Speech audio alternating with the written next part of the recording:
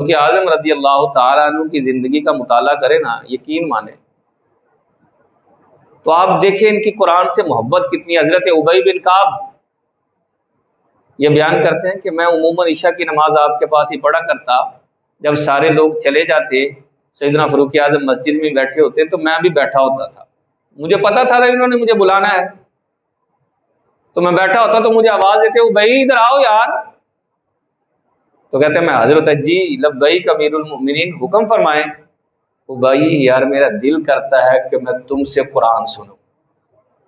اللہ اکبر، اللہ کرے میرا اور آپ کا بھی یہ دل کرے کہ میں قرآن سنوں۔ کہتے ہیں معمول تھا،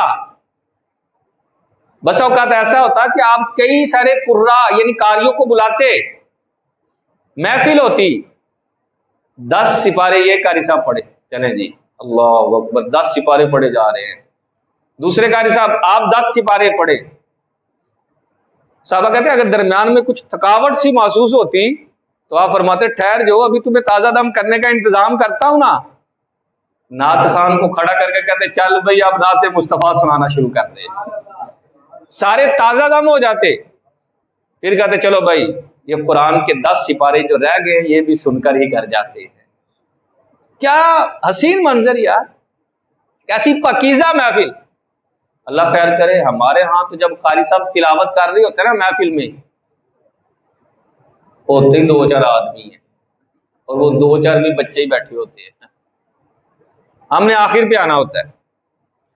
اور ہمارے ہاں یہاں نعت خان کو پرچی دی جاتی ہے، حضرت یہ نعت پڑھے نا، یہ فرمائشی کلام ہے، یہ فرمائشی کلام ہے۔ اللہ کرے یار ایسا ہو جائے، دل کی ایک مطلب چاہت ہے، یہ ہونا یوں چاہیے کہ جب قاری قرآن پاک کی تلاوت کرے تو ہم کہیں قاری صاحب آج تلاوت کے اندر سورۃ البقرہ آپ پڑھیں، پھر پرچی آئے کہ آپ سورۃ آل عمران پڑھیں، سورۃ النساء پڑھیں، سورۃ الانعام پڑھیں۔ قاری صاحب کو کوئی پرچی نہیں آتی، نعت خان کوئی پرچی نہیں آتی ہے یار۔ قرآن سے ہمارا اتنا لگاؤ نہیں ہے جتنا ہونا چاہیے۔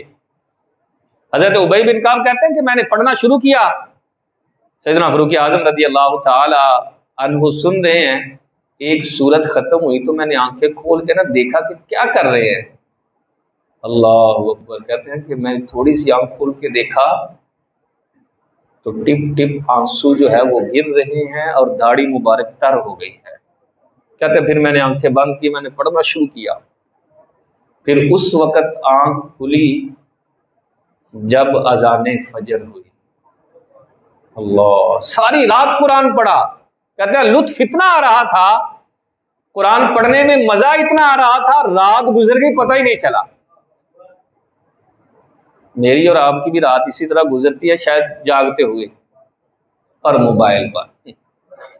نوجوان ساری رات موبائل کا استعمال کرتا ہے، وہ فجر کا ٹائم ہو گیا، موبائل کو تکیے کے نیچے اور سو گیا۔